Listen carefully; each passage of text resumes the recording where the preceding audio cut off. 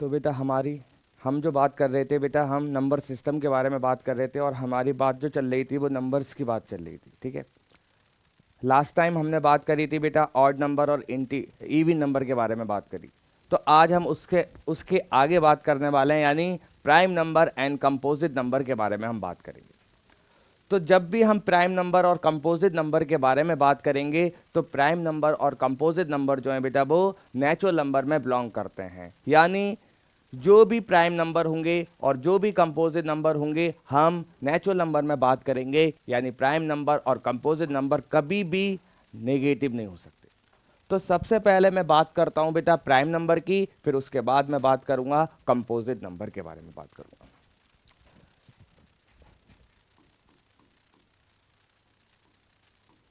Prime number,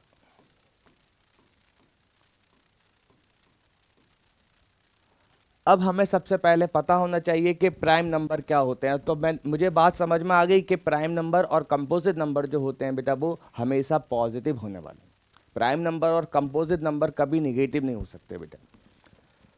तो अब मैं बात करता हूं कि प्राइम नंबर क्या होते हैं बेटा।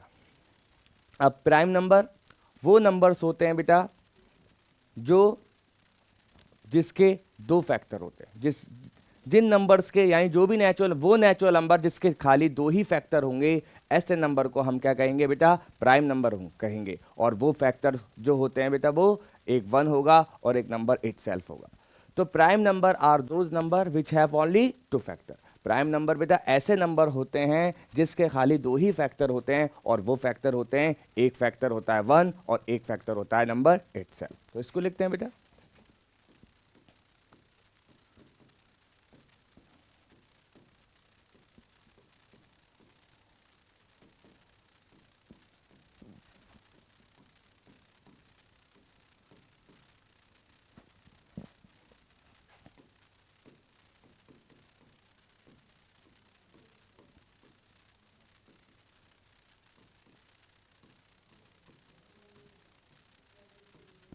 That is 1 and number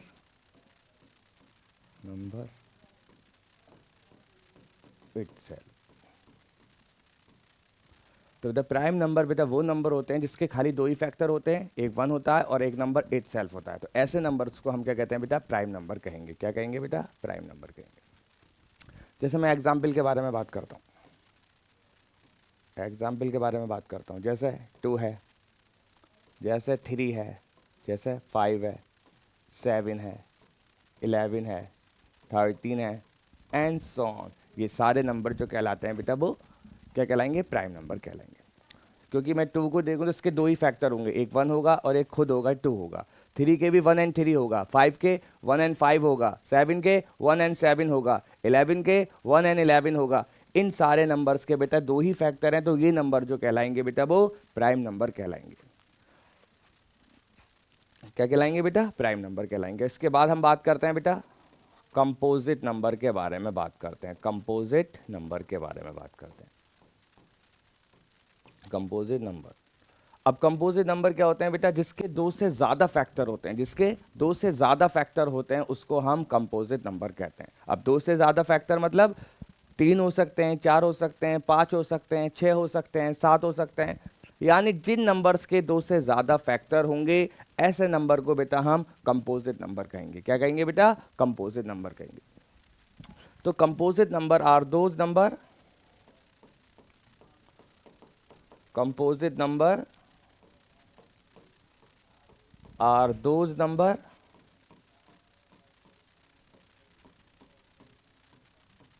which have more than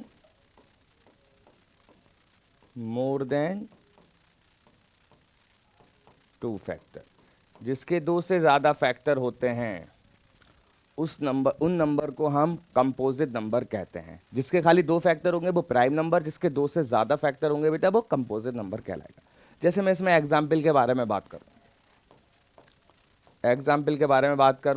4 है, 6 है, 8 है, 9 है, 10 है, एंड सो ऑन। ये सारे नंबर जो कहलाएंगे बेटा वो कंपोजिट नंबर कहलाएंगे। अगर मैं 4 को देखता हूँ बेटा, 4 के 2 से ज़्यादा फैक्टर हमें नजर आएंगे। एक 1 होगा, 1 तो होता ही है हर एक का, एक इसका 2 होगा और एक 4 होगा। कितने फैक्टर हो गए बेटा? 3 फैक्टर हो गए। जब इसके 3 फैक्टर हैं यानी 2 से ज़्यादा फैक्टर हैं तो ये नंबर जो कहलाएगा बेटा कंपोजिट नंबर कहलाएगा। तो इन सारे नंबर्स के जो होंगे बेटा वो 2 से ज़्यादा फैक्टर होंगे, इसलिए ये नंबर जो कहलाएंगे बेटा वो कंपोजिट नंबर कहलाते हैं। क्या कहलाते हैं बेटा? Composite number. अब इसमें प्रॉपर्टीज़ के बारे में कुछ बात करेंगे, क्योंकि नेचुरल, मैंने अभी शुरू में ही कहा था, जो प्राइम नंबर और कंपोजिट नंबर होता है वो नेचुरल नंबर में बिलोंग करता है। अब नेचुरल नंबर जो है बेटा वो 1 से स्टार्ट होते हैं। मैं एक एक करके बात करूंगा कि इसकी प्रॉपर्टीज़ क्या होती है। 1 क्या होता है? प्राइम होता है। स्मॉलेस्ट प्राइम नंबर क्या होता है? स्मॉलेस्ट प्राइम नंबर कैसा होता है? स्मॉलेस्ट कंपोजिट नंबर कैसा होता है? प्राइम नंबर जनरली किस फॉर्म में होते हैं? इन सब के बारे में मैं बात करने वाला हूँ। तो सबसे पहला नेचुरल नंबर जो होता है बेटा वो 1 होता है। सबसे पहला नेचुरल नंबर जो होता है बेटा वो 1 होता है। तो 1 के बारे में बात करते हैं। अगर मैं 1 को देखूं तो 1 का सिर्फ और सिर्फ एक ही फैक्टर निकल कर आएगा। 1 का खाली एक ही फैक्टर होता है, 1 का फैक्टर 1 ही होगा, क्योंकि वो एक फैक्टर 1 होता है, एक नंबर इट सेल्फ होता है।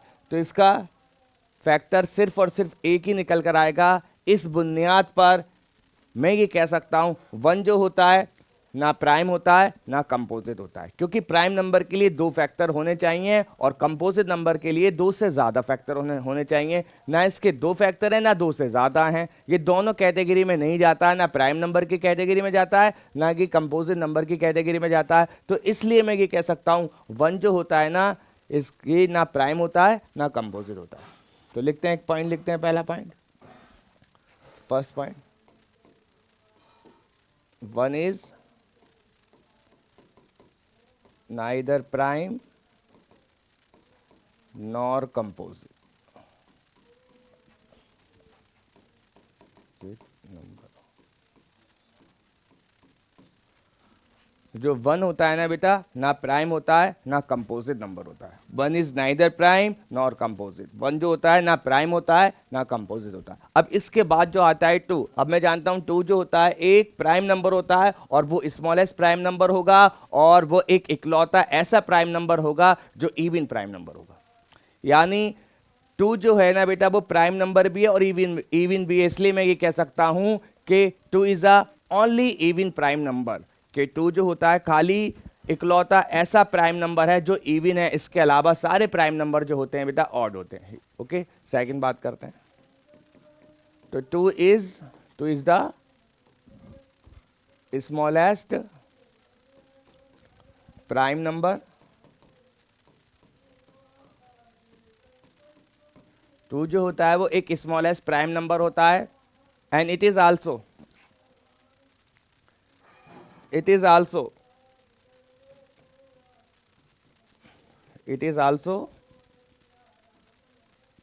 only even prime number। ये जो होता है इकलौता इवन प्राइम नंबर होता है। इसके अलावा सारे प्राइम नंबर ऑड होते हैं, इवन नहीं होते बेटा। लिखते हैं एक और पॉइंट, एक्सेप्ट 2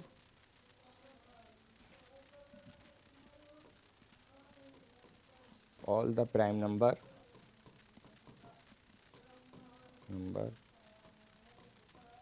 are odd। 2 के अलावा सारे प्राइम नंबर जो होते हैं बेटा वो ऑड होते हैं। ओके, 4 is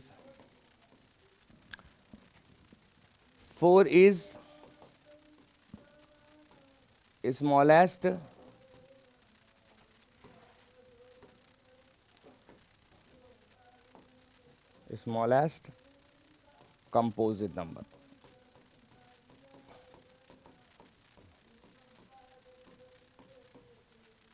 अब इसमें बेटा जो 4 होता है ना वो स्मॉलेस्ट कंपोजिट नंबर होता है, स्मॉलेस्ट कंपोजिट नंबर होता है। ठीक है बेटा,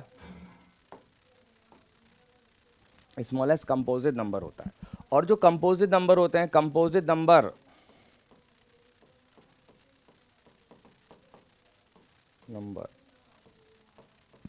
may be इवन और ऑड। जो कंपोजिट नंबर होते हैं बेटा वो इवन भी हो सकते हैं और वो ऑड भी हो सकते हैं, वो दोनों हो सकते हैं बेटा।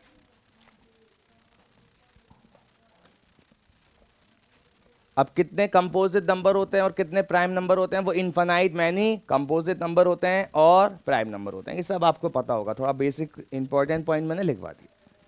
इसके आगे मैं बात करता हूं, इसके आगे बात करूंगा बेटा मैं को प्राइम नंबर के बारे में बात करता हूं।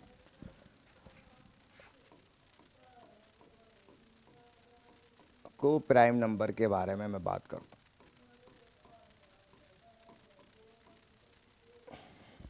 को प्राइम नंबर क्या होते हैं बेटा? अभी हमने प्राइम नंबर के बारे में बात करी, हमने बेटा कंपोजिट नंबर के बारे में बात करी, अब हम बात करते हैं को प्राइम नंबर के बारे में। देखो, को प्राइम नंबर जो होते हैं बेटा वो नंबर्स होते हैं जिनका हाईएस्ट कॉमन फैक्टर यानी HCF 1 होता है, बस खत्म।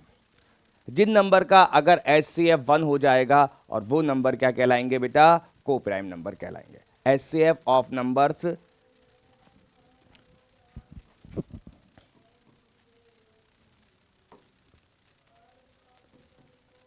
HCF of 2 or more than 2 numbers is 1। अगर HCF क्या हो जाए बेटा? 1 हो जाए तो वो नंबर्स क्या कहलाएंगे? को प्राइम नंबर कहलाएंगे। बस आपको HCF कैलकुलेट करना है। जैसे मैंने मान लिया लेट A और B दो नंबर हैं बेटा, A और B जो हैं आर 2 नंबर्स। क्या है बेटा? 2 नंबर हैं, 2 नंबर हैं। और अगर मैं इन दोनों का HCF कैलकुलेट करता हूं, HCF A और B का निकालता हूं, और अगर वो 1 आ गया तो मैं ये कह दूंगा A and B are said to be coprime number. तो क्या कहलाएंगे बेटा? को प्राइम नंबर कहलाएंगे, अदरवाइज के को प्राइम नंबर नहीं कहलाएंगे। अगर 2 या 2 से ज्यादा, यानी अगर HCF 1 आता है, बस नंबर आपके पास कितने भी नंबर हैं, जैसे मैंने A और B 2 नंबर माने और मैं A और B 2 नंबर का अगर HCF निकालता हूं, अगर वो HCF 1 निकल कर आता है तो वो नंबर क्या कहलाएंगे? को प्राइम नंबर कहलाएंगे। क्या कहलाएंगे बेटा? को प्राइम। एग्जाम्पल के बारे में बात करें, 2 एंड 3, इन दोनों का HCF कितना आएगा? 1, तो ये क्या कहलाएंगे? को प्राइम नंबर कहलाएंगे।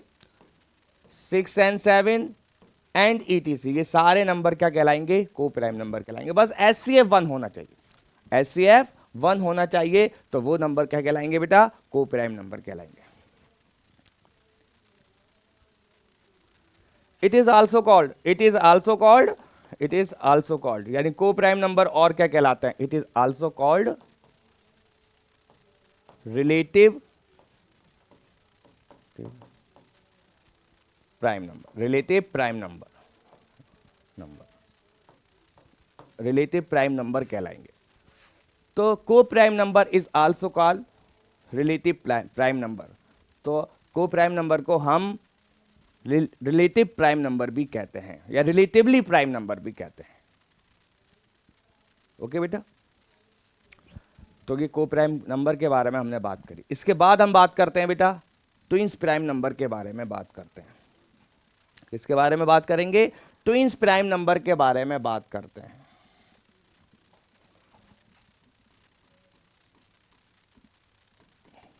ट्विंस प्राइम नंबर, ठीक है। अब ट्विंस प्राइम नंबर क्या होते हैं बेटा?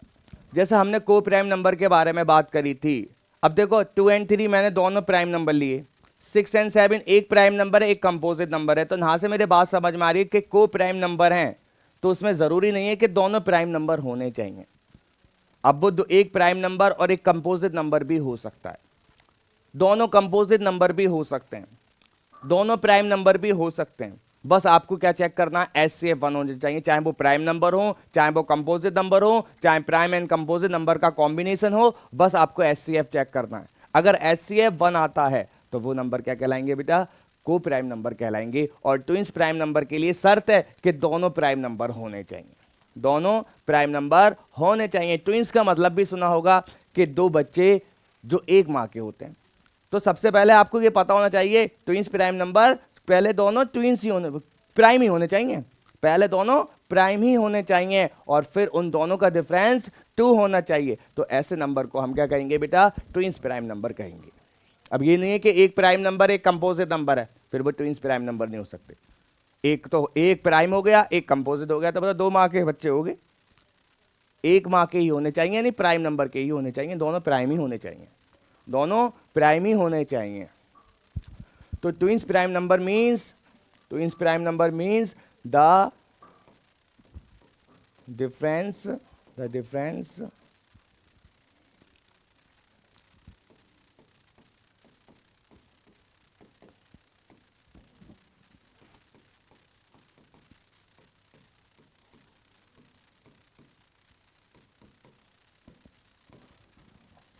दो प्राइम नंबर का डिफरेंस 2 होना चाहिए। तो ऐसे नंबर को हम क्या कहेंगे बेटा, ट्विंस प्राइम नंबर कहेंगे। क्या कहेंगे बेटा, ट्विंस प्राइम नंबर कहेंगे। एग्जाम्पल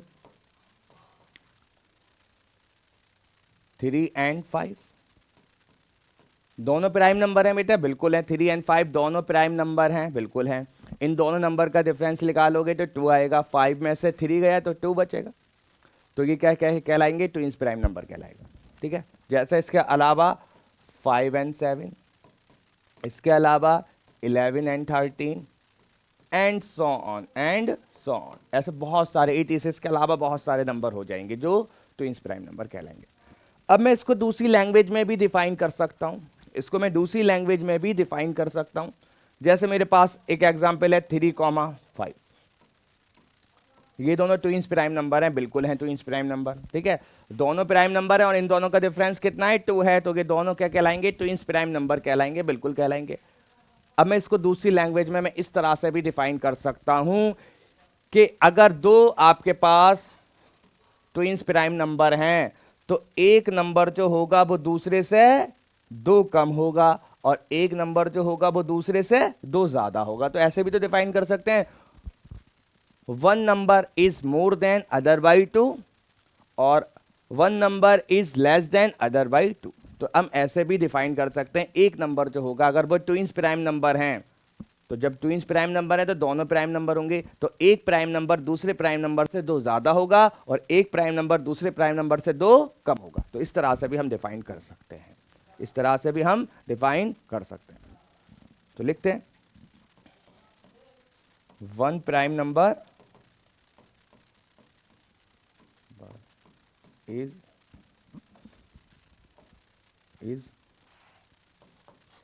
2 more than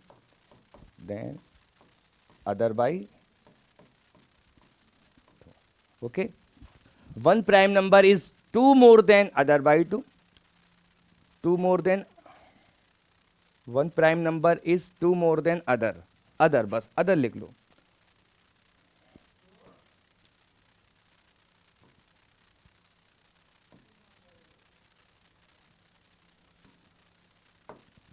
तो 1 prime number is 2 more than other, एक प्राइम नंबर दूसरे प्राइम नंबर से 2 ज्यादा होगा, और दूसरी लैंग्वेज में भी लिख सकते हैं, लेस की फॉर्म में भी लिख सकते हैं, 1 प्राइम नंबर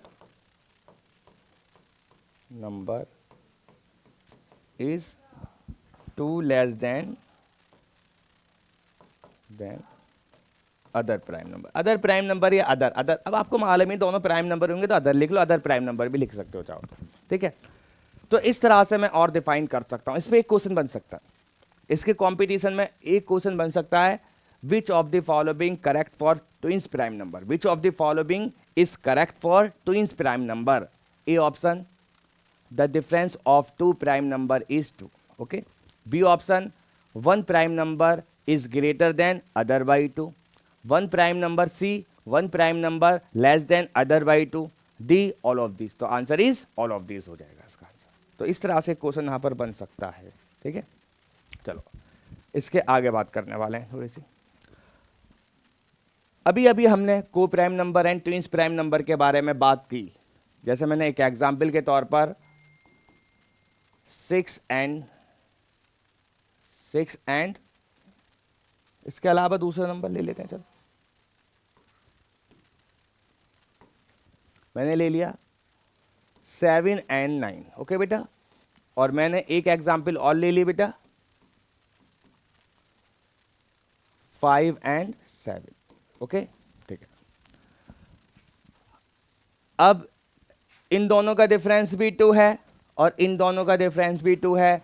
ये दोनों नंबर प्राइम नंबर नहीं है, एक इसमें से प्राइम नंबर है, एक कंपोजिट नंबर है, और ये दोनों प्राइम नंबर है। ठीक है, अब इन दोनों नंबर इन दोनों में दोनों नंबर प्राइम नंबर हैं, इन दोनों में से एक नंबर प्राइम है और एक नंबर कंपोजिट नंबर है।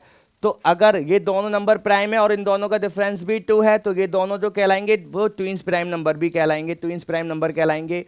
और ये दोनों नंबर ट्विंस प्राइम नंबर नहीं कहलाएंगे, क्योंकि एक नंबर इसमें कंपोजिट नंबर है। तो दोनों प्राइम नंबर होने चाहिए ट्विंस प्राइम नंबर के लिए। यहां तक क्लियर हुआ? अगर मैं इन दोनों का बेटा एचसीएफ निकालता हूं, इन दोनों का एचसीएफ कितना आएगा बेटा? 1 आएगा। और इन दोनों का एचसीएफ भी बेटा क्या आएगा बेटा? 1 आएगा।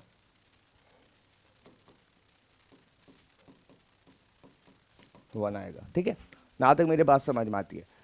अब देखो, इन दोनों नंबर का एचसीएफ 1 है, इन दोनों नंबर का एचसीएफ 1 है, तो ये दोनों नंबर जो कहलाएंगे, यानी ये दोनों नंबर भी को प्राइम नंबर होंगे और ये दोनों नंबर भी को प्राइम नंबर होंगे। लेकिन ये नंबर ट्विंस प्राइम नंबर नहीं होंगे, लेकिन ये नंबर ट्विंस प्राइम नंबर होंगे। तो मैं यहां से मैं ये कह सकता हूं, सारे के सारे ट्विंस प्राइम नंबर जो होते हैं बेटा वो को प्राइम नंबर होते हैं, लेकिन सारे के सारे को prime number twins prime number नहीं होते हैं। तो एक पॉइंट और लिखते हैं इसमें, all the twins prime number,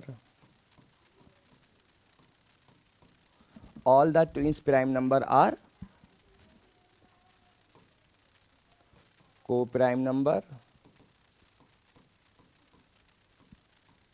but all the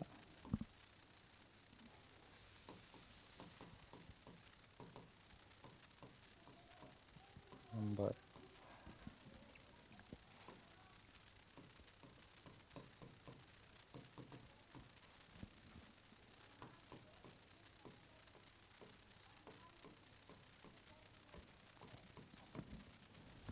सारे के सारे ट्विंस प्राइम नंबर जो होते हैं बेटा वो को प्राइम नंबर होते हैं, लेकिन सारे के सारे को प्राइम नंबर जो होते हैं बेटा वो ट्विंस प्राइम नंबर नहीं होते हैं। ओके, ये पॉइंट याद रखो। इसके बाद हम बात करते हैं बेटा, हमने नंबर्स के बारे में बात करी, ठीक है। इसके बाद हम बात करेंगे बेटा एचसीएफ। अभी हमारा लफ्ज आया था एचसीएफ और एलसीएम के बारे में बात करते हैं। चलो बात करते हैं। सबसे पहले मैं बात करूंगा बेटा एचसीएफ के बारे में बात करूंगा, और फिर मैं उसके बाद बात करूंगा एलसीएम के बारे में। एचसीएफ, इसको एचसीएफ भी कहते हैं, इसको जीसीएफ भी कहते हैं, और इसको जीसीडी भी कहते हैं। तीनों का मतलब बेटा सिमिलर होता है। अगर मैं एचसीएफ के बारे में बात करूं तो सबको मालूम है highest common factor, highest common factor. और अगर मैं जीसीएफ की बात करें तो greatest common factor, greatest common factor. और अगर मैं जीसीडी की बात करूं तो greatest common divisor, greatest common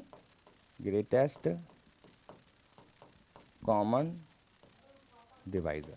तो इन तीनों का मतलब बेटा सिमिलर होता है, चाहे एचसीएफ का हो या जीसीएफ का हो या जीसीडी का हो, तो इन तीनों का मतलब बेटा सिमिलर होता है। तो हम सबसे पहले हाईएस्ट कॉमन फैक्टर के बारे में बात करते हैं। या तीनों का मतलब सिमिलर है तो हम हाईएस्ट कॉमन फैक्टर को डिफाइन करते हैं। पहले होता क्या है बेटा highest common factor? Highest common factor का मतलब होता है हाईएस्ट कॉमन फैक्टर, यानी कॉमन फैक्टर निकालना, दो नंबर या दो एक्सप्रेशन। अगर मेरे पास कोई भी दो नंबर हैं या दो एक्सप्रेशन है, उसमें से कॉमन फैक्टर निकालना, उसी को हम हाईएस्ट कॉमन फैक्टर कहते हैं। ठीक है, कॉमन फैक्टर भी कैसा होना चाहिए? हाईएस्ट होना चाहिए। Highest common factor of 2 or more than 2 numbers और एक्सप्रेशन। अब मुझे क्या करना है, हाईएस्ट कॉमन फैक्टर निकालना है दो नंबर का या दो एक्सप्रेशन, दो नंबर या दो से ज्यादा नंबर या दो एक्सप्रेशन या दो से ज्यादा एक्सप्रेशन, उसी को हम क्या कहेंगे, हाईएस्ट कॉमन फैक्टर कहेंगे। ओके बेटा, अब जो हम बात करेंगे बेटा हाईएस्ट कॉमन फैक्टर, बात करेंगे हाईएस्ट कॉमन फैक्टर हमें निकालना है, इसमें कोई शक की बात नहीं है, एचसीएफ हमें कैलकुलेट करना है, लेकिन हम जो बात करेंगे रियल नंबर के बारे में बात करेंगे कि जब कभी हमने ये रियल नंबर का एचसीएफ निकालता हूं तो वो किस तरह से निकालता हूं। तो हम रियल नंबर के बारे में एचसीएफ कैलकुलेट करेंगे। अब हमें मालूम है रियल नंबर जो होता है वो कॉम्बिनेशन होता है, किस किस का कॉम्बिनेशन होता है बेटा, रैशनल और इर्रेशनल नंबर का कॉम्बिनेशन होता है। तो हम रियल नंबर का एचसीएफ फाइंड करेंगे तो हो सकता है दो या दो से ज्यादा नंबर, दोनों नंबर क्या हो जाएं, दोनों नंबर क्या हो जाएं बेटा, रैशनल हो जाएं, हो सकता है दोनों नंबर इर्रेशनल हो जाएं, हो सकता है दोनों में से एक नंबर रैशनल हो जाए और एक नंबर इर्रेशनल हो जाए। तो हम किस तरह से उनका एचसीएफ फाइंड करेंगे, कैसे हम उन दोनों का एचसीएफ फाइंड करेंगे, चलो बात करते हैं। अब मैं निकालता हूं, कुछ एग्जांपल्स लेता हूं बेटा। मैंने निकाला HCF of 2 and 4, HCF highest common factor 2 and 4 का मैं हाईएस्ट कॉमन फैक्टर निकालता हूं। तो सबको मालूम है बेटा, सबको मालूम है क्या है, आएगा बेटा 2 आ जाएगा। कितना आ जाएगा बेटा, 2 आ जाएगा। ओके,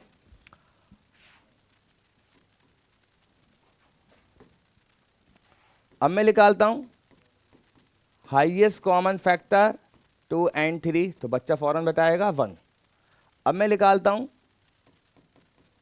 हाईएस्ट कॉमन फैक्टर, मुझे निकालना है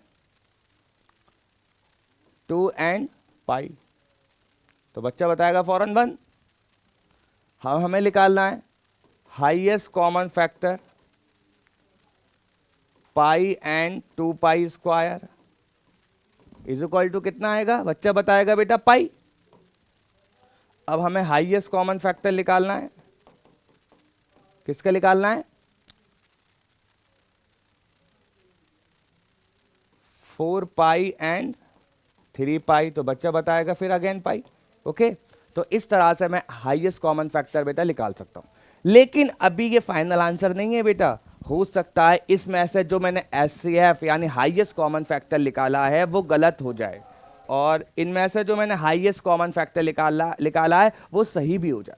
अब मैं बात करूंगा किस किस का पॉसिबल होता है और किस किस का पॉसिबल नहीं होता है। तो आपको पता होना चाहिए कि किस कंडीशन में पॉसिबल होता है और किस कंडीशन में पॉसिबल नहीं होता है। ओके बेटा, चलो बात करते हैं।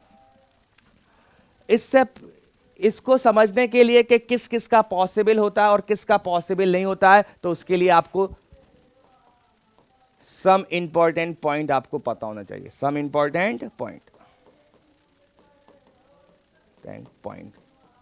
आपको पता, वो सम इंपॉर्टेंट पॉइंट क्या होते हैं। अगर मैं एचसीएफ निकालता हूं, अगर मैं एचसीएफ निकालता हूं कि आपके पास दोनों रैशनल नंबर हैं, दोनों रैशनल नंबर हैं, तो उनका एचसीएफ कितना हो जाएगा बेटा, क्या होगा, पॉसिबल होगा या इम्पॉसिबल होगा या नॉट पॉसिबल होगा। अगर आप एचसीएफ निकालते हो, दो रैशनल नंबर का एचसीएफ निकालते हो, तो वहां पर क्या होगा बेटा, पॉसिबल होगा। क्या होगा बेटा, पॉसिबल होगा।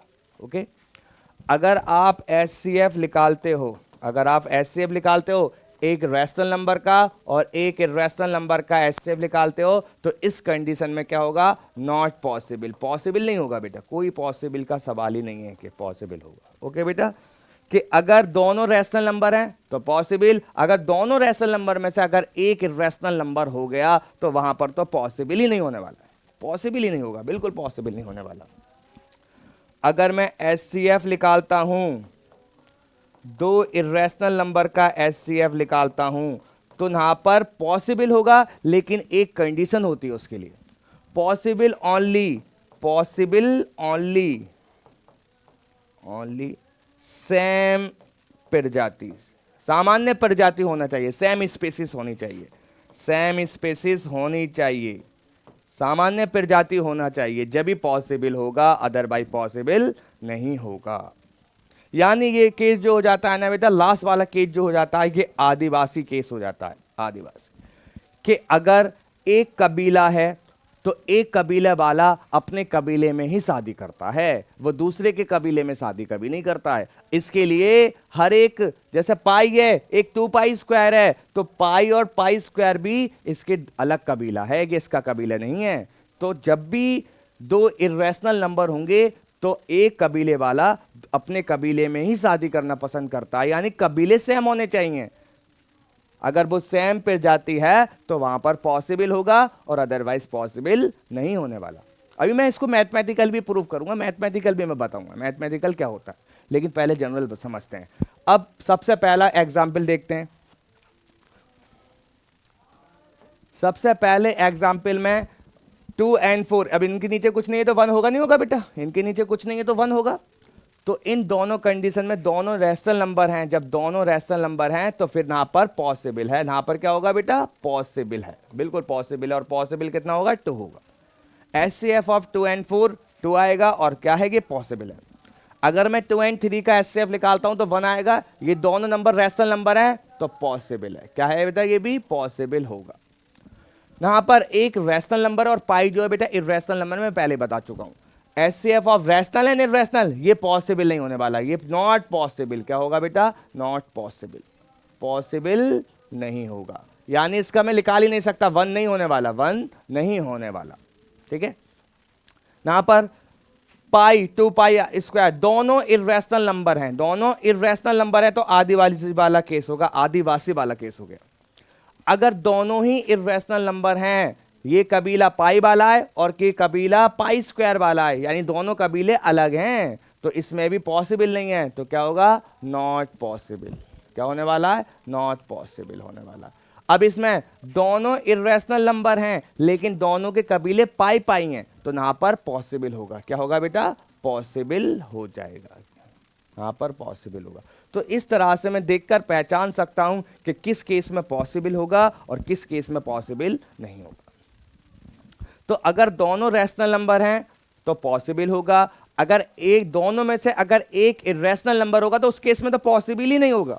और अगर दोनों इर्रेशनल नंबर हैं तो पॉसिबल कब होगा, जब दोनों सेम स्पीसीज होनी चाहिए, जब दोनों सामान्य प्रजाति हैं तो वहां पर पॉसिबल होगा, अदरवाइज पॉसिबल नहीं होगा। जैसे पाई है, ये पाई स्क्वायर है, तो पाई के लिए पाई स्क्वायर भी अलग कबीला है, यहां पर पाई है, यहां पर पाई है, तो कबीले सेम है तो पॉसिबल है, यहां पर कबीले डिफरेंट हैं तो पॉसिबल नहीं है। ओके बेटा, अब मैं इसी चीज को मैथमेटिकल समझाने वाला हूं, तो मैंने जनरल केस समझा दिया आपको, अब मैं मैथमेटिकल बात करूंगा। अब मैं मैथमेटिकल बात करने वाला हूं कि मैथमेटिकल क्या होता है। जैसे सपोज कर लो मैंने एचसीएफ कैलकुलेट करा, ए और बी का वो कितना आ गया, सी आ गया। और एचसीएफ का मतलब होता है हाईएस्ट कॉमन फैक्टर। क्या होता है बेटा, हाईएस्ट कॉमन फैक्टर होता है। और कॉमन फैक्टर, और फैक्टर के बारे में आप पढ़ चुके हो, तो फैक्टर जो होता है उस नंबर से कम होगा या उस नंबर के बराबर होगा। और इन जनरली जब भी दो नंबर का मैं कॉमन फैक्टर निकालता हूं तो वो कॉमन फैक्टर इन दोनों नंबर से कम होगा, यानी सी जो होगा इन दोनों नंबर से कम होगा, यानी सी जो होगा इन दोनों का फैक्टर होगा। क्या होगा, फैक्टर। और सी जो होगा जब इन दोनों का फैक्टर होगा तो मैं ए को सी से डिवाइड करूं या बी को सी से डिवाइड करूं तो ये कंप्लीटली डिविजिबल होगा। जैसे ए के 4 ए के 2, अगर 4 को मैं 2 से डिवाइड करता हूं तो ये कंप्लीटली डिवाइड हो जाएगा, यानी कंप्लीटली डिवाइड का मतलब होता है कि रिमाइंडर 0 हो जाएगा।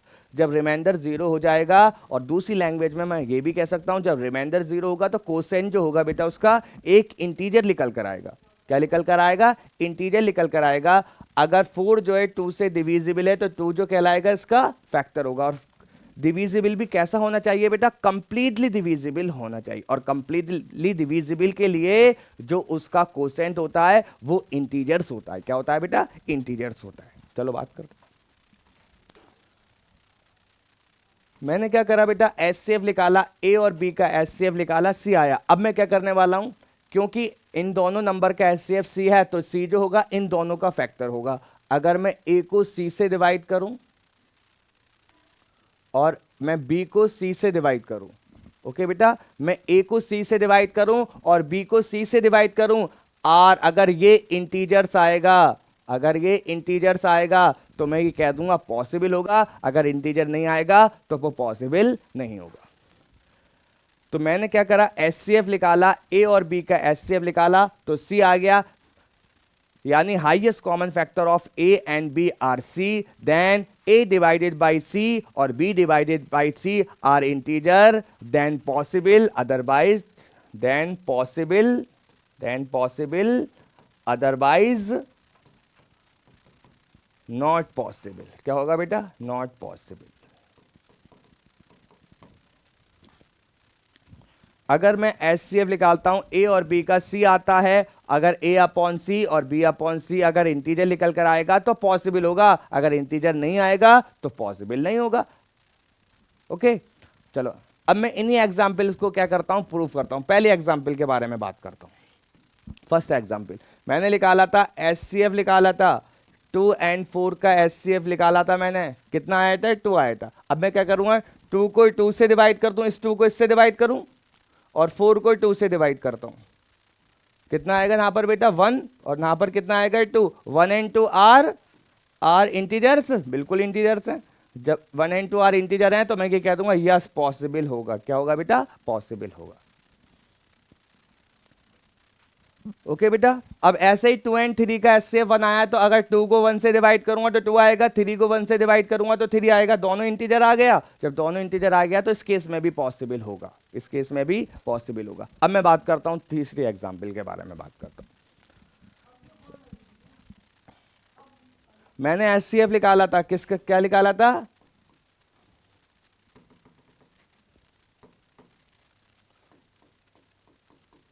मैंने एचसीएफ निकाला था, किसका एचसीएफ निकाला था बेटा,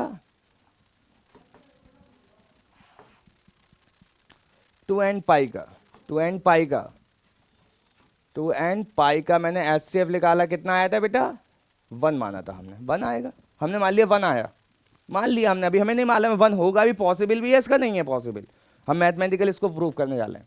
चलो, तो मैंने क्या करूंगा, मैं 2 को 1 से डिवाइड करूंगा और पाई को 1 से डिवाइड करूंगा, यहां पर आएगा 2, आएगा पाई, ये तो इंटीजर है लेकिन ये इंटीजर नहीं है, तो इस केस में इसका पॉसिबल नहीं होगा, नॉट पॉसिबल। क्या हो जाएगा बेटा, नॉट पॉसिबल हो जाएगा, तो 1 नहीं हो सकता इसका बेटा। ठीक है, इसके आगे नेक्स्ट एग्जांपल के बारे में बात करता हूं। Pi and 2 pi square, pi and 2 pi square, pi and HCF of pi and 2 pi square. अब बच्चा बताएगा तो उसका पाई बताएगा। ठीक है, अब इसको वेरीफाई करना है, पाई को पाई से डिवाइड कर दो और 2 पाई स्क्वायर को पाई से डिवाइड कर दो, तो यहां पर आएगा 1 और यहां पर आएगा बेटा 2 पाई। ये तो इंटीजर है लेकिन ये इंटीजर नहीं है, तो इसका पॉसिबल नहीं होगा, तो नॉट पॉसिबल। क्या होगा, नॉट पॉसिबल, हो ही नहीं सकता इसका कोई। अब फिफ्थ एग्जाम्पल को भी वेरीफाई करते हैं बेटा। 4 pi and 3 pi, 4 pi and 3 pi, HCF of 4 pi and 3 pi is equal to बेटा कितना आएगा, पाई बताएगा बच्चा। अब इसको वेरीफाई कर लेते हैं, क्या पॉसिबल भी है, नहीं है पॉसिबल।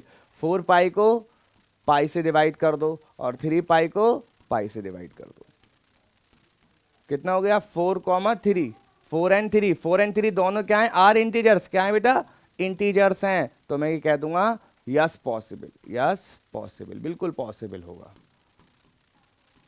बिल्कुल पॉसिबल होगा। तो इस तरह से मैं क्या कर सकता हूं बेटा, एचसीएफ को फाइंड कर सकता हूं, एचसीएफ को फाइंड कर सकता हूं।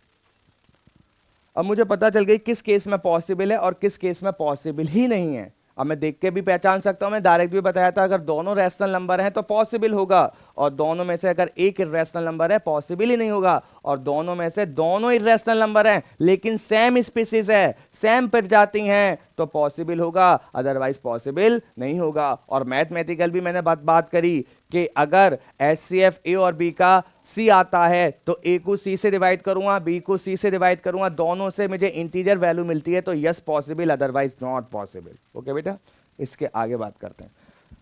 अब मैं रैशनल नंबर के बारे में बात कर रहा हूं, जैसे मुझे एचसीएफ कैलकुलेट करना है, क्या कैलकुलेट करना है, एचसीएफ कैलकुलेट करना है, किसका बेटा, ए अपॉन बी, जो भी फ्रैक्शन में नंबर है।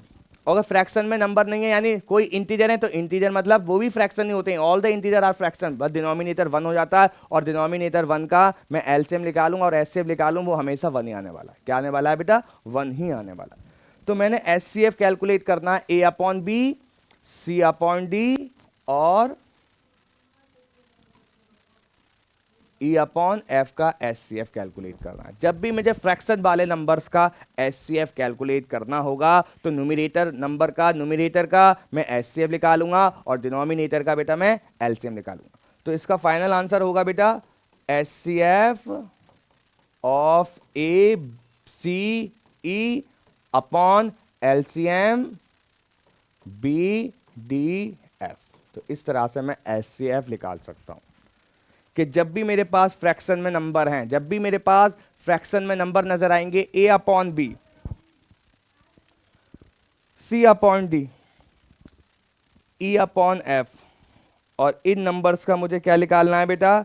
एचसीएफ फाइंड करना है। क्या फाइंड करना है? एचसीएफ। तो जो भी न्यूमरेटर में नंबर होंगे उनका मैं एचसीएफ निकालूंगा और जो भी डिनोमिनेटर में नंबर होंगे उनका मैं एलसीएम निकालूंगा। ओके बेटा, जैसे मैं इसमें एक एग्जाम्पल के बारे में बात करता हूं, मैं एक एग्जाम्पल लेता हूं तो बात समझ में आएगी। चलो एग्जाम्पल लिखो, क्वेश्चन क्वेश्चन की फॉर्म में ले लेता हूं। Find the LCM of, find the HCF, sorry,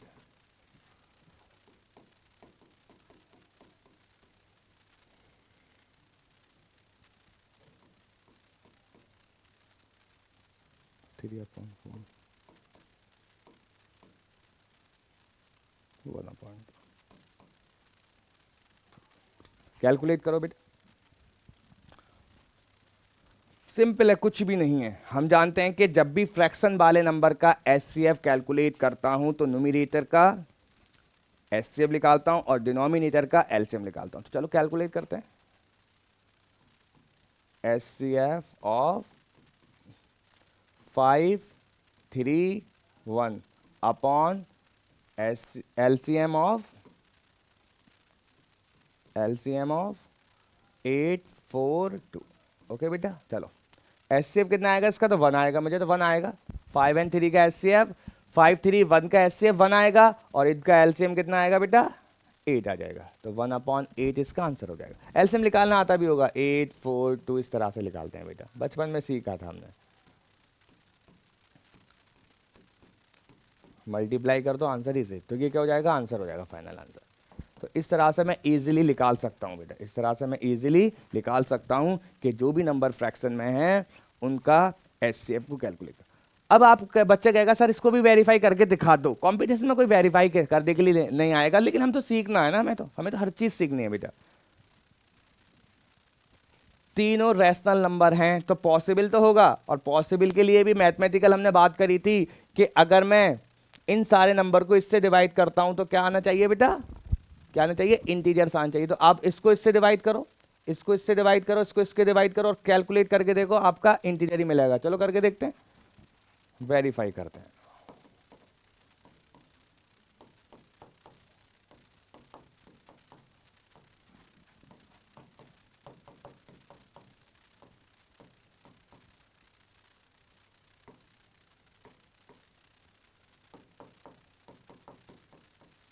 ठीक है, अब जब मैं डिवाइड की जगह मल्टीप्लाई लगाता हूं तो आगे वाले नंबर को रेसिप्रोकल कर देता हूं। ऐसे इसमें करूंगा,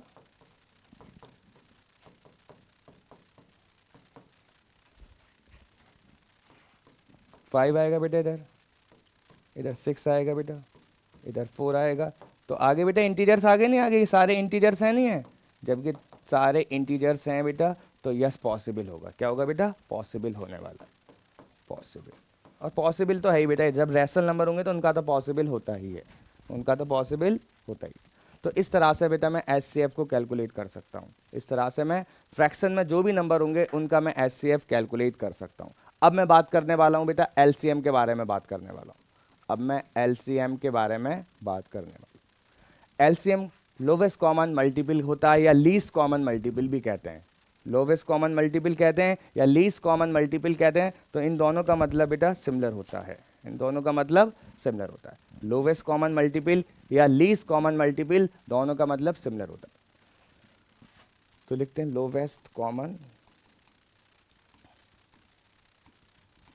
मल्टीपल। ठीक है, चलो इसको डिफाइन करते हैं। Lowest common multiple of two और मोर देन टू नंबर या एक्सप्रेशन। हम एक्सप्रेशन की बात तो करेंगे बेटा, क्योंकि हम एक्सप्रेशन के लिए भी कुछ क्वेश्चंस करने वाले हैं। तो lowest common multiple of, lowest common multiple of, lowest common multiple of two और मोर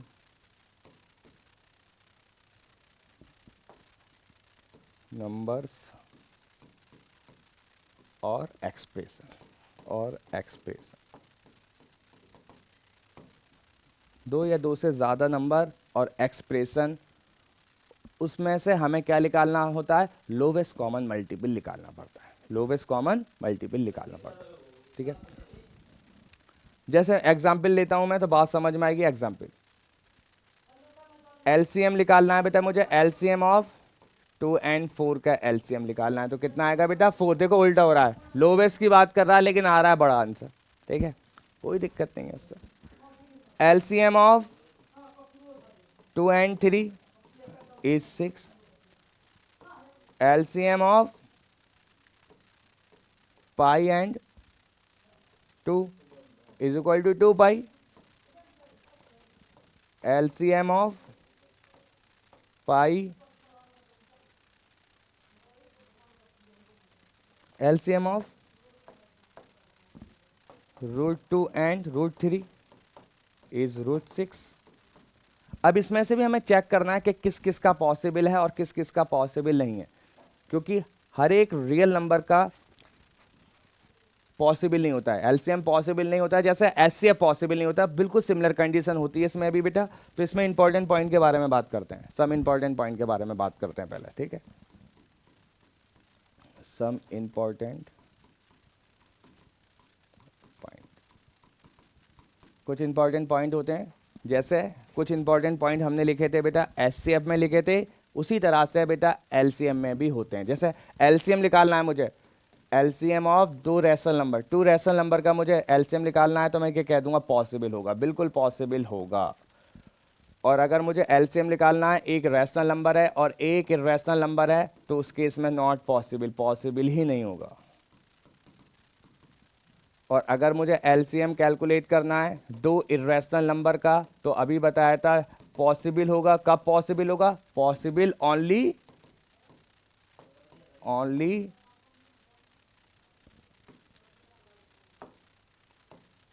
सेम स्पीसीज, यानी सेम प्रजाति, सामान्य प्रजाति। अगेन आदिवासी वाला केस हो जाता है बेटा, आदिवासी वाला केस हो जाता है। अगर हम एलसीएम निकालते हैं, 2 इर्रेशनल नंबर का एलसीएम निकालते हैं, तो पॉसिबल जब ही होगा जब वो सामान्य प्रजाति होंगी, जब ही पॉसिबल होगा, अदरवाइज पॉसिबल नहीं होगा। अभी मैंने सेम प्रजाति के बारे में मैंने बात की थी, पाई एक पाई स्क्वायर है, तो वो दोनों के लिए अलग कबीले, दोनों के लिए अलग कबीले, पाई अलग है और पाई स्क्वायर अलग है। और जो आदिवासी होते हैं बेटा, वो अपने कबीले में ही शादी करते हैं, दूसरे के कबीले में शादी नहीं करते हैं, वो अपने ही कबीले में शादी करते हैं। तो इसके लिए पाई एक पाई स्क्वायर है, तो ये पाई के लिए पाई स्क्वायर का कबीला भी अलग कबीला है बेटा उसके लिए। √2 है और एक √3 है, तो वो दोनों अलग कबीले हैं, ऐसा नहीं है वो सेम कबीले, वो अलग कबीले हैं। इस तरह से पॉसिबल होता है, अदरवाइज पॉसिबल नहीं होता।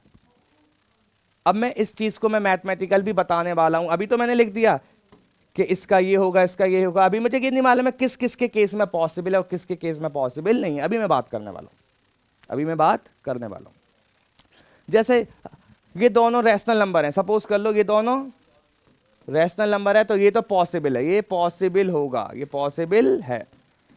ये दोनों रैशनल नंबर हैं, तो ये भी पॉसिबल है।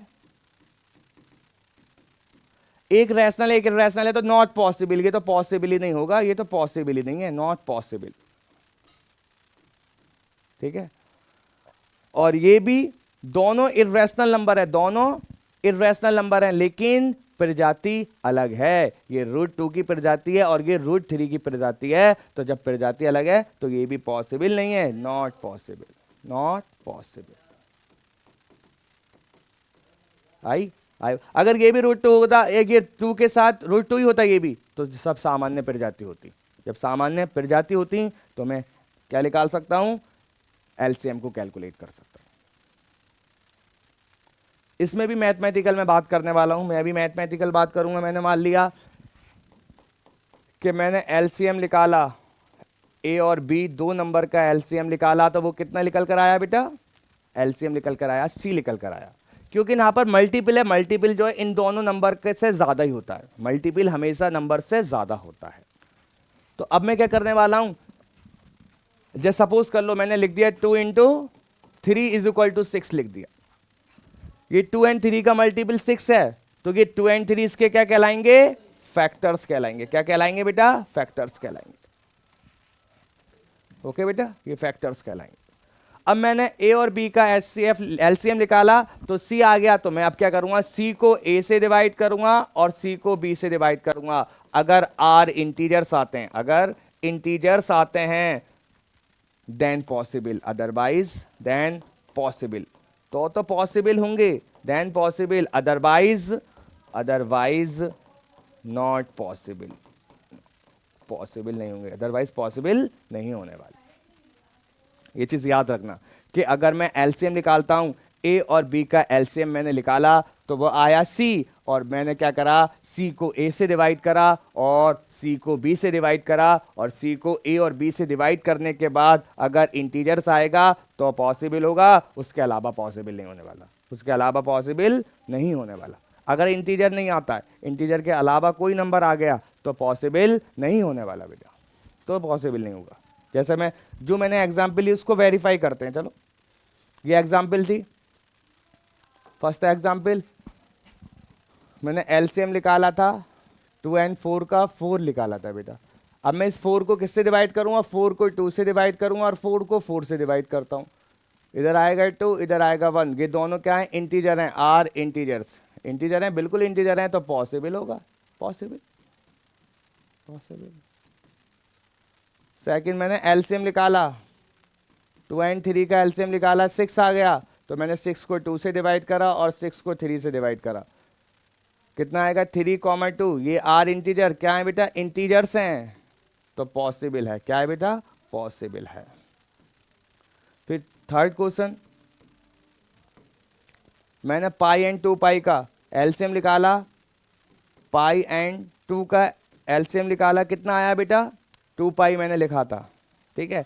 अब मैं क्या करूंगा, 2 पाई को पाई से डिवाइड करूंगा और 2 पाई को 2 से डिवाइड करूंगा, यहाँ पे आएगा 2, यहाँ पर आएगा पाई, और ये इंटीजर नहीं है तो इस केस में पॉसिबल नहीं होने वाला, इस केस में पॉसिबल,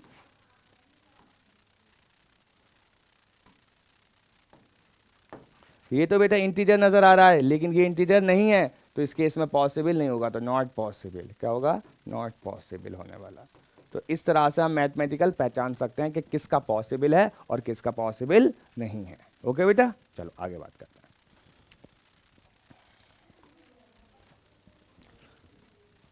चलो, अब मैंने एक एग्जाम्पल के तौर पर बात करने की कोशिश करते हैं बेटा। मैंने एलसीएम निकाला, मैंने एचसीएफ निकाला 2 और 4 का, और मैंने बेटा एलसीएम निकाला 2 और 4 का।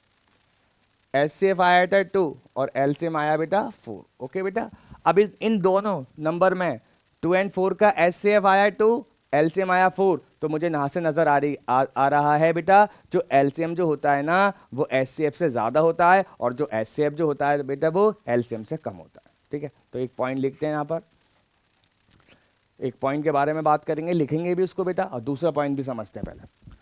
अगर मैंने 2 और 4 का एचसीएफ निकाला, 2 और 4 का मैंने क्या निकाला बेटा, एचसीएफ निकाला, 2 आ गया। 2 और 4 का मैंने एलसीएम निकाला, कितना आया बेटा, 4 आया। तो अब मुझे दिख रहा है कि 4 को मैं 2 से डिवाइड करूंगा तो कितना आएगा, कंप्लीटली डिविजिबल है नहीं है। अगर मैं 4 को 2 से डिवाइड करूंगा तो वो कंप्लीटली डिविजिबल है, तो यहां से मैं ये कह सकता हूं 2 जो होगा वो 4 का फैक्टर होगा। क्या होगा बेटा? फैक्टर होगा। तो यहां से मैं एक पॉइंट और कह सकता हूं यहां पर मैं कि जो एचसीएफ होता है ना वो एलसीएम का बेटा फैक्टर होता है। क्या होता है बेटा? फैक्टर होता है। ठीक है, लिखते हैं। चलो, ये तो बस समझने के लिए एग्जाम्पल थी बस।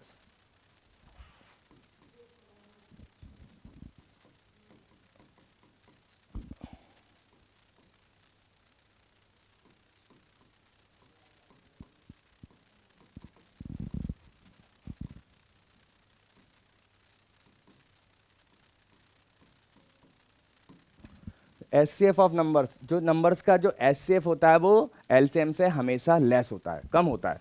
HCF is less than LCM. याद रखना, एलसीएम जो होता है ना वो एचसीएफ जो होता है वो एलसीएम से कम होता है, ज़्यादा नहीं होता। अगर ज़्यादा होगा तो पॉसिबल नहीं होने वाला। ठीक है, next point.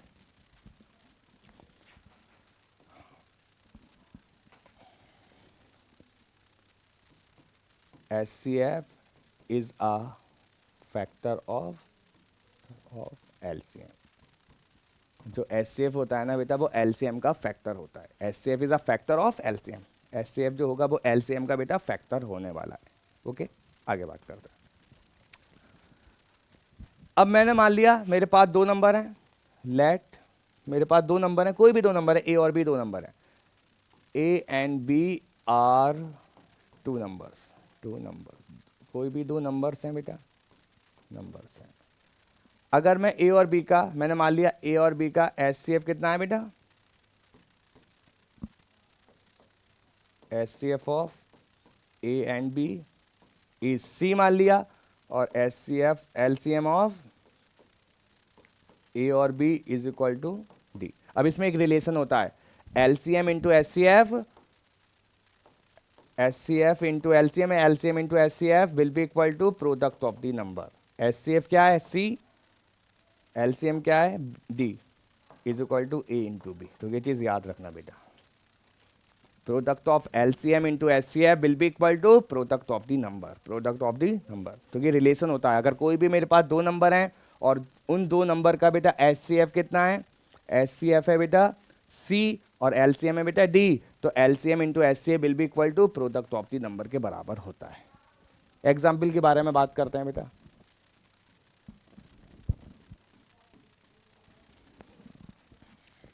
find the product of the numbers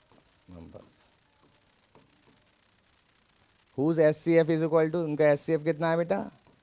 25 है, और LCM कितना है बेटा? 5 है। क्या होगा आंसर? Answer is 125। 125 नहीं होगा बेटा। यहां पर मुझे दिख रहा है कि जो एचसीएफ है बेटा वो 25 है और जो एलसीएम है वो 5 है। यहां पर एचसीएफ जो है वो एलसीएम से ज्यादा है। जब एचसीएफ जो है बेटा वो एलसीएम से ज्यादा होता है तो वहां पर पॉसिबल नहीं होता, क्योंकि एचसीएफ कभी एलसीएम से ज्यादा नहीं हो सकता। तो प्रोडक्ट ऑफ द नंबर क्या होगा यहां पर? Product of the numbers, answer is not possible. Answer is not possible, not possible होगा। क्यों नॉट पॉसिबल है? समझ में बात आ रही है? क्योंकि यहाँ पर एचसीएफ ज्यादा एलसीएम से, ऐसा नहीं है, ऐसा पॉसिबल ही नहीं है कि एचसीएफ एलसीएम से ज्यादा हो जाए। एचसीएफ एलसीएम से कभी ज्यादा नहीं हो सकता, लेकिन यहाँ पर एचसीएफ जो एलसीएम से ज्यादा दे रखा है, इसलिए गलत है। अगर ये क्वेश्चन ऐसा होता,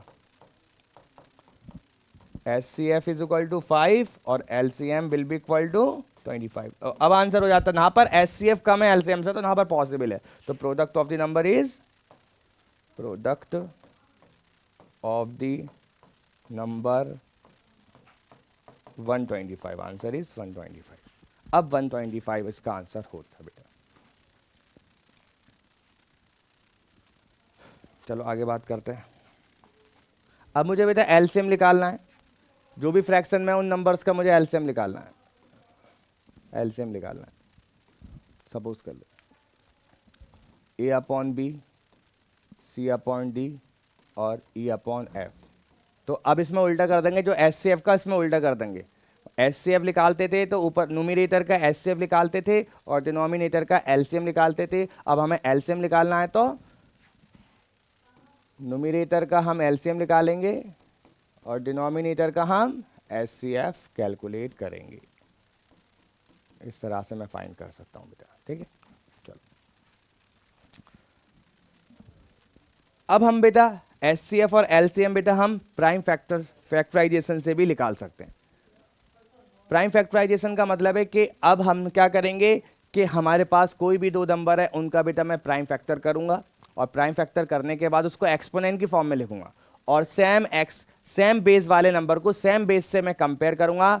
HCF में जिसकी बेस कम होगी, जिसकी एक्सपोनेंट कम होगी वो ले लूंगा, और LCM में जिसकी बेस ज्यादा, जिसकी एक्सपोनेंट ज्यादा होगी वो ले लूंगा। जैसे एग्जाम्पल के बारे में बात करता हूँ, एग्जाम्पल से बात समझ में आई। मेरे पास नंबर एक P है, x² y³ z। एक नंबर मेरे पास Q है, x³ y² z। अब ये कहेगा इन दोनों का आप HCF भी निकाल दो, PNQ का HCF निकालो, और LCM निकालो, PNQ का LCM निकालो। चलो निकालते हैं। अभी मैंने बताया था HCF निकालने के लिए मैं क्या करूंगा, सेम बेस वाले को कंपेयर करूंगा, x को x के साथ कंपेयर करूंगा, y को y के साथ कंपेयर करूंगा, z को z के साथ कंपेयर करूंगा।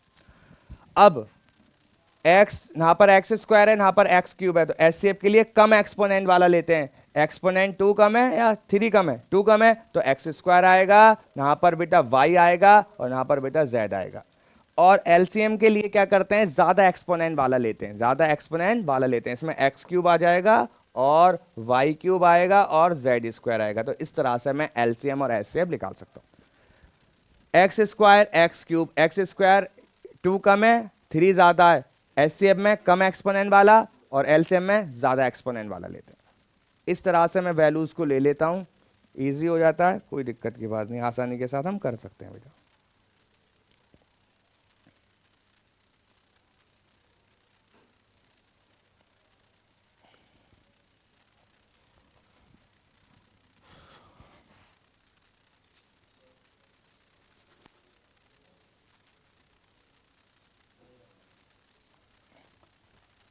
तो यहां पर बेटा मैं लिख सकता हूं, HCF को लिख सकता हूं बेटा, HCF जो होगा बेटा वो, और LCM जो होगा बेटा,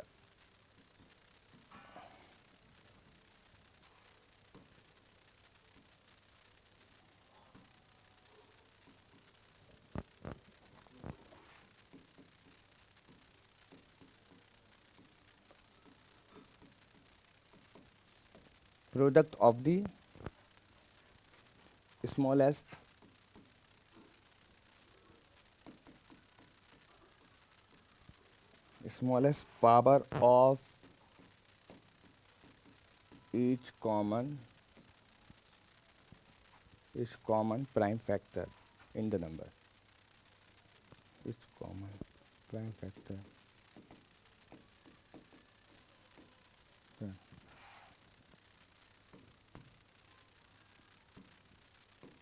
in the number। और LCM को लिखो बेटा, product of greatest power of each prime factor involving in the number. ठीक है, LCM product of the greatest power of each common prime number, prime factor in the number. Easily निकाल सकते हैं, कोई दिक्कत की बात नहीं है बेटा, ठीक है। तो ना तक कोई दिक्कत नहीं होनी चाहिए बेटा, आसान है, बहुत आसान होता है बेटा, ये बहुत आसान होता है, ठीक है। इस पर क्वेश्चंस भी करेंगे हम जब और समझ में आएगा बेटा। अब एक और तरीका होता है, इक्वलेट डिवीजन लेमा होता है, जिससे भी हम HCF को कैलकुलेट करते हैं, जिससे हम HCF को बेटा क्या करते हैं, कैलकुलेट करते हैं। तो इक्वलेट डिवीजन लेमा के बारे में हम बात करते हैं बेटा, इक्वलेट डिवीजन लेमा के बारे में हम बात करते हैं, ठीक है। चलो, थ्योरम होती है, ये NCERT में दे रखी है, थ्योरम है, जिससे हम क्या फाइंड करते हैं बेटा, HCF फाइंड करते हैं, इक्वलेट डिवीजन लेमा, इक्वलेट डिवीजन लेमा। इसका यूज कर कर हम क्या कैलकुलेट करेंगे बेटा, एचसीएफ को क्या करेंगे बेटा, कैलकुलेट करने वाला। गिविंग टू पॉजिटिव इंटीजर, हमारे पास क्या है, giving two positive integers A and B, A and B, A and B. हमारे पास दो पॉजिटिव इंटीजर्स हैं बेटा, वो कौन कौन कौन से हैं बेटा, ए और B. Where exist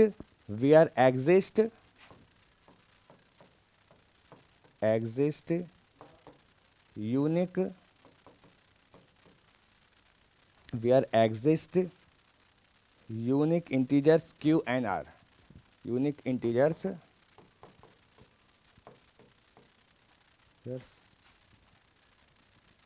Q and R, Q and R, Q and R. Then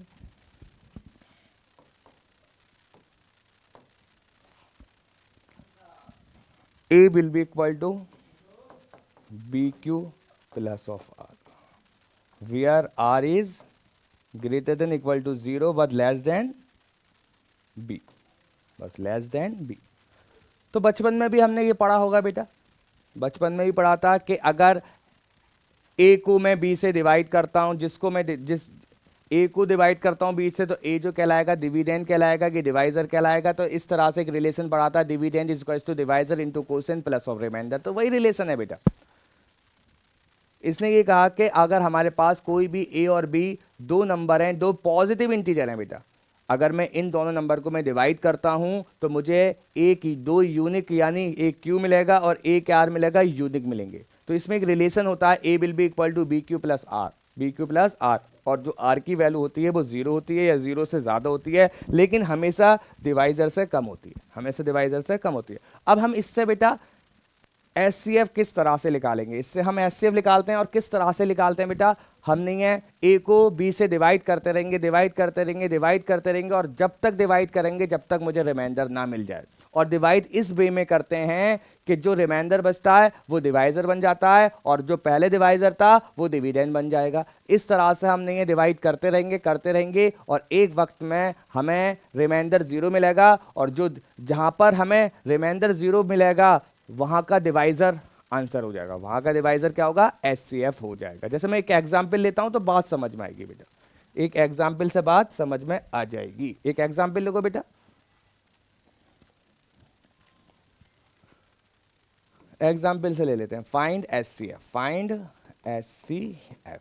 ठीक है, चलो फाइंड करते हैं एचसीएफ को। 455 एंड 42, इन दोनों का बेटा एचसीएफ को फाइंड करते हैं। चलो करते हैं फाइंड। इक्वलेट डिवीजन लेमा के बारे में बात करेंगे, इसको मैं इससे डिवाइड करता हूं, 455 को मैं 42 से डिवाइड करता हूं, कितनी टाइम जाएगा बेटा, 1 जा 42, 3 बचा,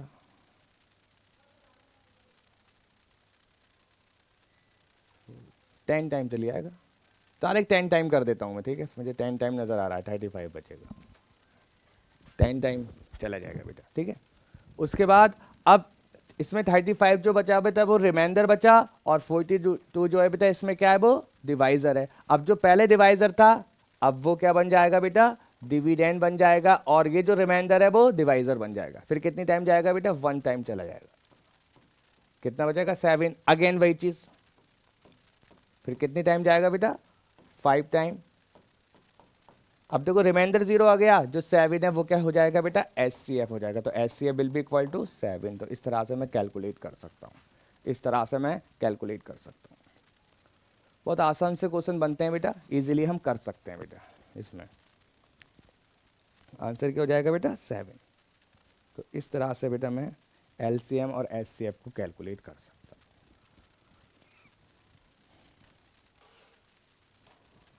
चलो बेटा एक और एग्जाम्पल लेते हैं तो बात समझ में आएगी। एक और एग्जाम्पल लेते हैं, एलसीएम ही निकालना, एचसीएफ निकालना है बेटा आपको।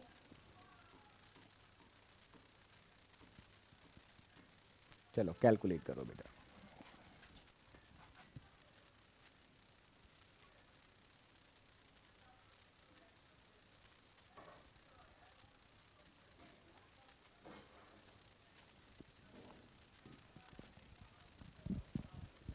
अगेन इसमें बेटा एक 135 है, एक 225 है बेटा। तो 225 को मैं 135 से डिवाइड करूंगा और इस वे में ही डिवाइड करने वाला हूँ।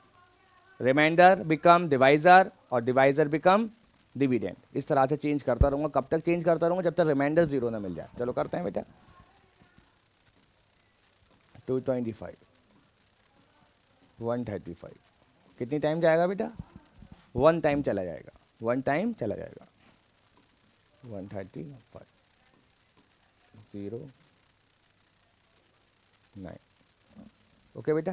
फिर ये डिविडेंड बन, ये जो है रिमाइंडर है, ये डिवाइजर बन जाएगा और ये डिविडेंड बन जाएगा।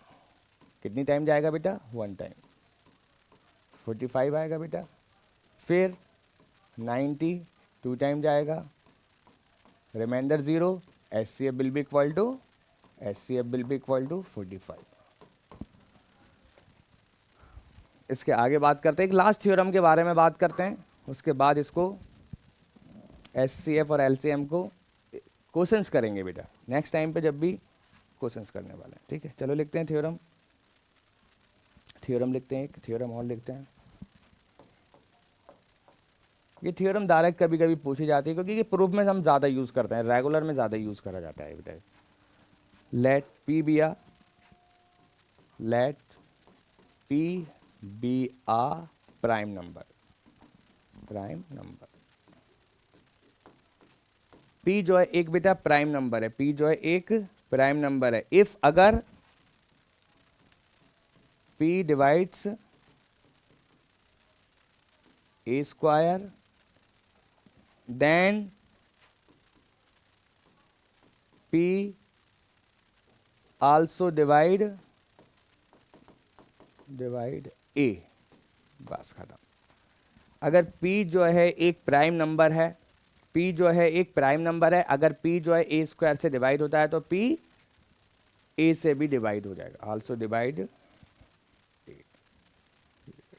अगर p ए स्क्वायर को डिवाइड करता है तो p a को भी डिवाइड करेगा। खत्म कहानी।